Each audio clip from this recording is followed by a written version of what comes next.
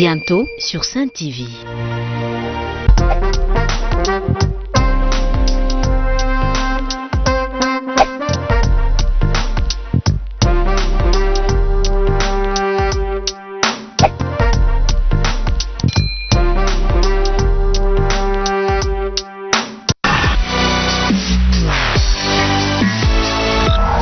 Sen TV, bienvenue chez vous.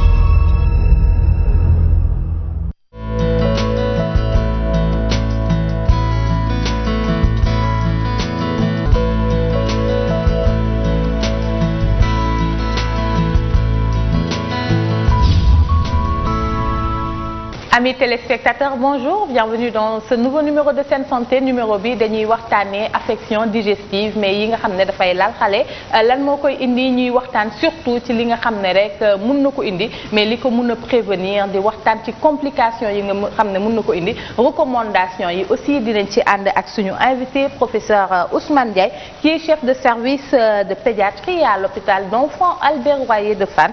Il est le président de la société sénégalaise de pédiatrie SOSEPET. Donc ñuy waxtaan aussi ci congrès bi nga xam ne SOSEPET da koy amal les 11 jusqu'au 13 juillet. Donc ci waxtaan bi donc ñu ciy ànd ak professeur bonjour. Bonjour. Donc professeur comme ni ñu ko waxee rek tey dañuy waxtaanee les maladies digestives mais chez l'enfant. Donc balaa ñuy dugg ci waxtaan bi rek ñu fàttali lan mooy xale. waaw merci ci invitation bi ngeen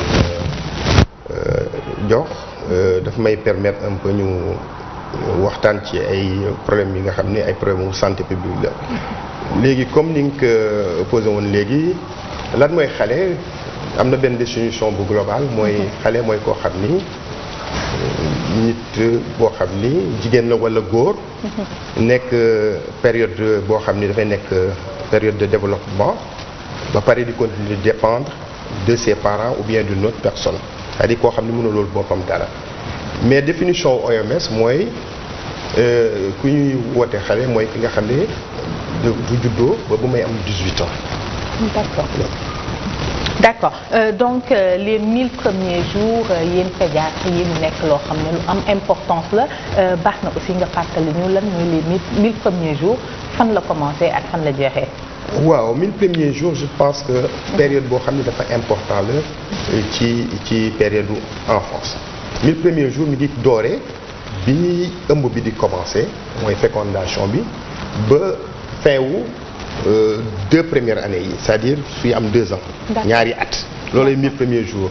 lu tax ñuy gën a taxaw ci 1000 premiers jours yi dafa di période bi nga xam ni. croissance su cerveau beeg organes yu bëri ci lañ koy mettre en place te ràññee nañ ci jàngat yi ci yu bëri dañoo ni feebaru mag yu bëri ci 1000 premiers jours yi lañ koy programme léegi loolu la ñu naan programmation précoce des maladies de l'adulte moo tax léegi jumtuyaay yi ñuy jël yëpp di ko def ci 1000 premiers jours yi daanaka dana indi investissement boo xam ni bu am njëriñ lay doon un peu plus tard parce que soo nekkee demee ba nekk mag doo faral di am lu ñu naan diabète wala doo am lu ñu naan problème mu crise cardiaque ak yooyu donc c'est un investissement boo xam ni dafa am rentabilité boo xam ni ñëpp ràññee nañ ko. D'accord et c'est les 1000 premiers jours donc yi ñu mun na jàpp ne c'est plus important dans la vie de la personne en général. Donc ci 1000 premiers jours yooyu yéen pédiatre yi lan ngeen di def ak xale bi. waaw 1000 premiers jours yi dafa bëri ay parties.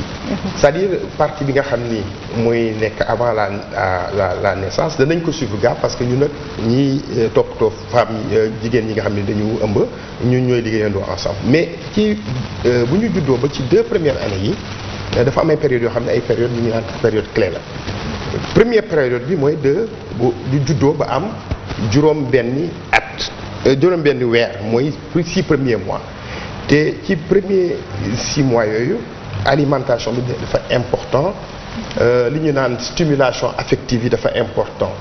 alimentation dafa relation ak yaay ji voilà wane nañu jàngat yi wane nañu ni su fekkee relation bi ak yaay ji wala entourage bi famille bi dafa di relation bu takku xale bi développement wu cerveau am intelligence am ci lay gën a njëkk.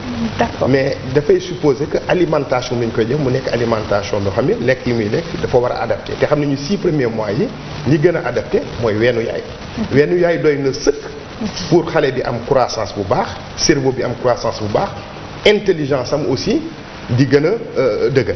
d'accord balaa ñuy ñëw ci suñu thème bi rek li nga wax ni que allaitement exclusif bi yaay ji rek namp weenu yaay ji doy na ñu ci bëri dañuy yërëm seen xale yi surtout période tàngaay bi ne meew bi rek doyul ñu koy jox ndox est-ce que am na njëriñ balaa ñuy jóg ci suñu thème. waaw parce que je pense que loolu benn loo xam ne dañ ko gëmoon la te nekkul. parce que xam nañu ni sooy nàmpal quantité de lait bi nekk sa wen doy na sëkk pour combler. loolu di manqué su fekkee dafa tàng de trop. mooy lu ñu ci conseillé mooy yaay ji yokk nàmpal bi pour jéem a compenser manque boobu nga xam ni dafay nekk su tàngee de trop. d'accord donc suñu thème mu nekk les maladies digestives balaa ñuy dugg ci maladies yi. ñu wax rôle ak yi nga xam ne daal tube digestif ak appareil digestif dina ko jouer ci suñu organisme. Voilà. Merci pour question boobu. nee nga tube digestif ni appareil digestif. mais il faut que ñu jàpp ni tube digestif ci appareil digestif la bokk. D'accord. wala système digestif. appareil digestif mooy ëmb tube digestif mooy tuyau boobu bi commencé ci gémmiñ gi ba ci anus bi. D'accord. donc benn tuyau la boo xam ni foofu lay aliments yëpp di jaar. appareil digestif mooy ëmb tuyau boobu ak yeneen organes ay glandes comme foie bi ak pancréas xam nga nu ñu koy waxee ci wolof. ak glandes salivaires yi nga xam ni dañuy intervenir bu baax ci digestion wu aliments yi. D'accord. loolu c'est extrêmement important. D'accord. Donc prétexte question boobu c'est pour parler de l'alimentation comme maladie digestive la ñuy waxtaanee donc alimentation bi am na ci rôle bu important. Oui, tout à fait. Alimentation bi am na ci rôle bu important. Parce que sooy alimenter xale il faut nga tenir compte ci atam.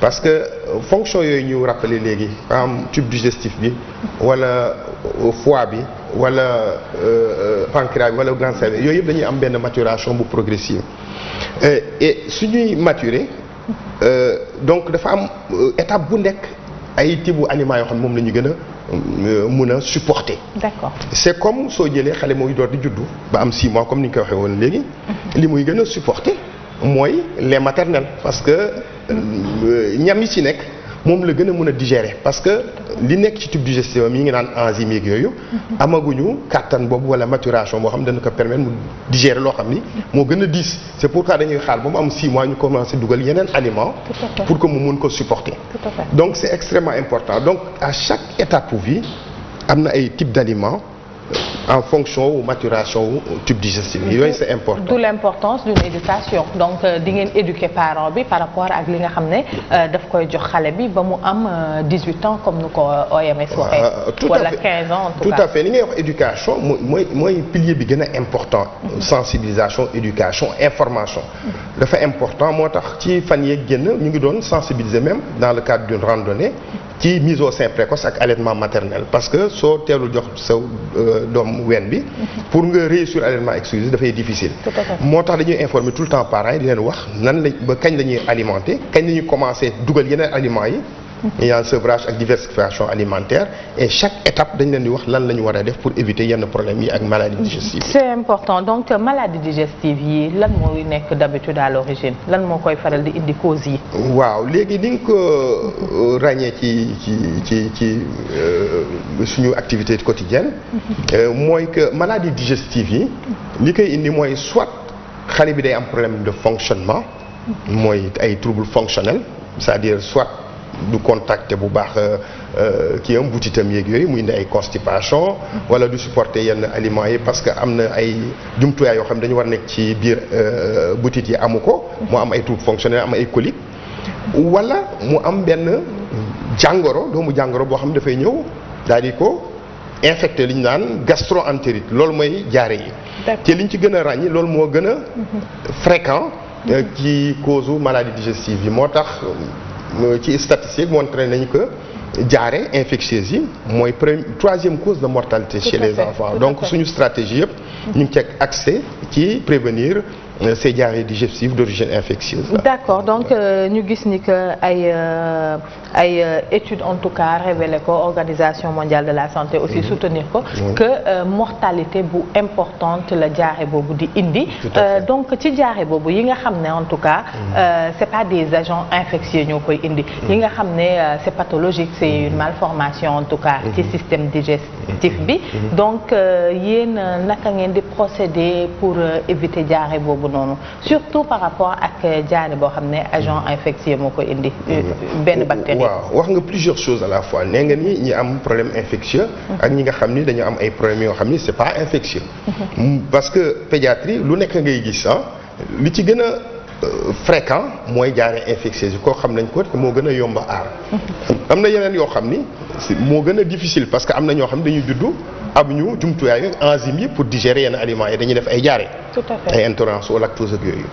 am na diarrhée yoo xam ni ay erreur de régime la comme ni noonu wax xale boo xam ne da nga ko war a jox weenu yaayam. nga koy jox beneen aliment kooku day indi aussi ay diarrhée. Donc bëri na ay causes am na ñoo xam ne dañuy juddu te anatomiquement c'est-à-dire ni ñu constituer seen tube digestif dafa am yu ci manqué parce que ci biñ koy programmé la. D'accord. Mais yooyu heureusement yàlla dafa def xawlu fréquent dafa xaw a rare mais yooyu ñoo gën a difficile à prévenir. Sauf pour affaire erreur de régime là mën nañu joxe conseil mais diarrhée infectieuse yi moo gën a yomb prévenir parce que hygiène des mains la su dee rotavirus bi nga xam ne moo gën a moo gën a fréquent am na vaccin boo xam ne mi ngi ci programme élargi de vaccination bu naan Rotarix mooy prévenir cette diarrhée d'origine infectieuse. D'accord. C'est extrêmement important. ween bi set aussi. ween bi set ba pare nga bool ci allaitement maternel exclusif parce que allaitement maternel exclusif day protéger contre la diarrhée day indi ay anticorps. day indi ay éléments qui protègent contre la diarrhée. Tout à fait. Donc ça c'est le premier palier, c'est la prévention boo xam ne ça s'adresse à toutes les populations et puis yomb na def. Le deuxième palier c'est que loo def prévention il faut nga am ay cas de diarrhée. léegi li ñu war a éviter quand il y a une diarrhée mooy éviter déshydratation dénutrition et là aussi rôle communauté ak maman yi dafa important. lu ñu leen di wax mooy suñu commencé am diarrhée seen nourrisson commencé am diarrhée dañu war a yokk nampal bi pour yokk ndox mi waruñu ko arrêter parce que ñu bëri dañuy arrêter nampal bi ba pare commencer réhydratation. D'accord. Voilà loolu c'est important approche préventive la. su ñu demee ci yenn structures yi de niveau 1 centre de santé yooyu danañ leen jox soluté de réhydratation. jox leen zinc pour renforcer muqueuse digestive bi donc tout est bien cadré dans le cadre des activités du ministère de la santé. ñeneen di def traitement d'urgence chez eux di def ndox bu am xorom ak suukar. voilà tout dépend ci niveau bi. su fekkee dafa modéré dañ koy jox réhydratation orale mais su fekkee dafa sévère dañ koy perfuser. D'accord et wax nga léegi la prévention pour diarrhée bi. mais prise en charge pour constipation bi parce que am na des constipations yoo xam ne aussi.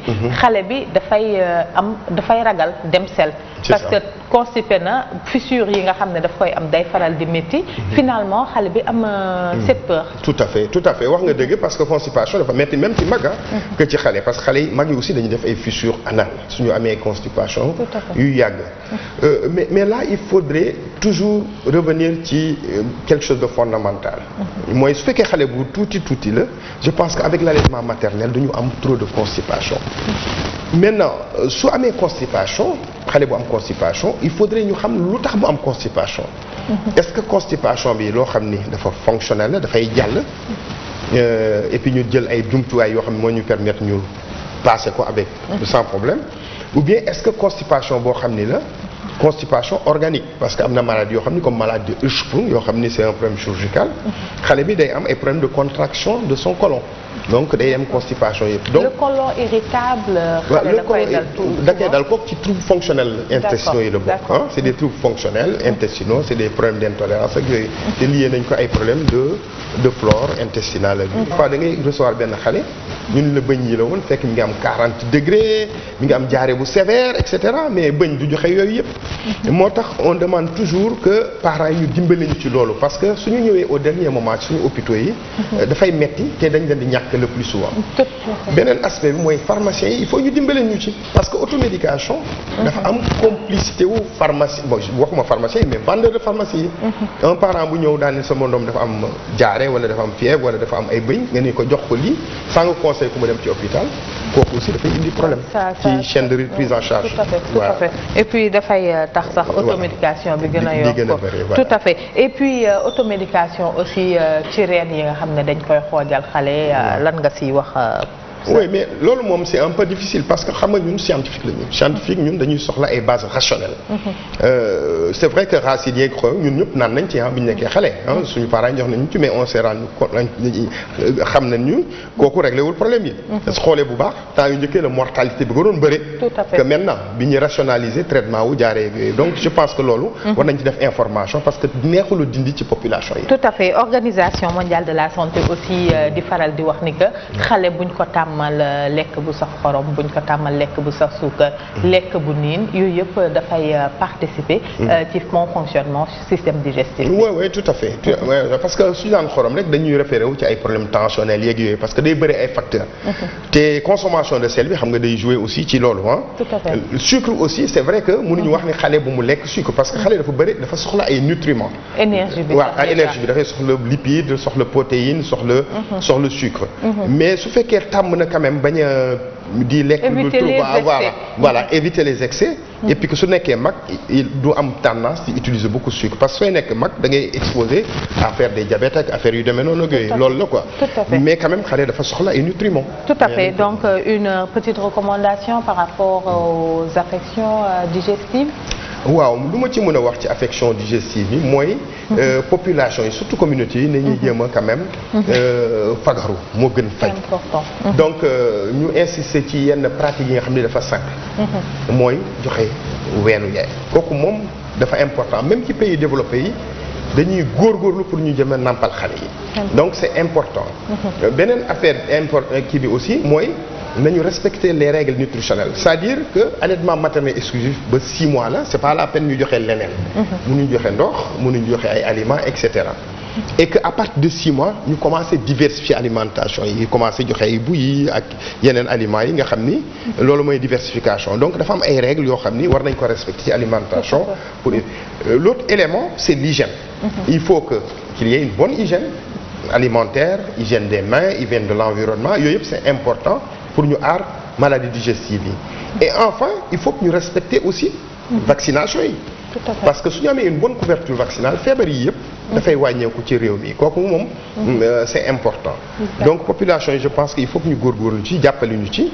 et on est à côté d'eux voilà pour régler seen problème. tout à fait professeur donc les 11, 12 et 13 de ce mois société sénégalaise de pédiatrie di amal 7e congrès national pour di regrouper en tout cas beaucoup d'invités et bu ñuy venir de partout pour parler des affections digestives en termes général. tout à fait voilà donc ñun suñu congrès bi c'est annuel chaque année dañuy jël benn thème de santé publique l'année dernière ñu ngi doon def affection respiratoire il y a 2 ans matul yu ren affection digestive yi la mais congrès yi dafa am engouement termes yi dañu important ba nga xam ni dafa am engouement bu metti bu rëy parce que actuellement ñun ñu ngi ci 500 inscrits déjà dañu obligé woon sax arrêté c'est parce que pédiatre yi dañu soxla connaissance dañu soxla échange parce que kenn amul monopole connaissance même ñun ñii ñëw jóge ci région yi yëpp voilà pour ñun dañuy pour les professionnels c'est les professionnels dañuy permettre ñu appuyer stratégie et puis pour le ministère de la santé daf ñuy permettre au moins ñu joxe ay recommandations parce que ñun nous sommes des leviers du ministère de la santé qui est la tutelle voilà tout à fait en tout cas merci professeur d'être venu fan ngay jeexale di remercier Sen TV parce que ça fait ay années yu bëri yéen a ngi accompagner suñu activité wu sensibilisation yi ay au cours de nos congrès te travail bu professionnel ngeen di def li ñu bëgg mooy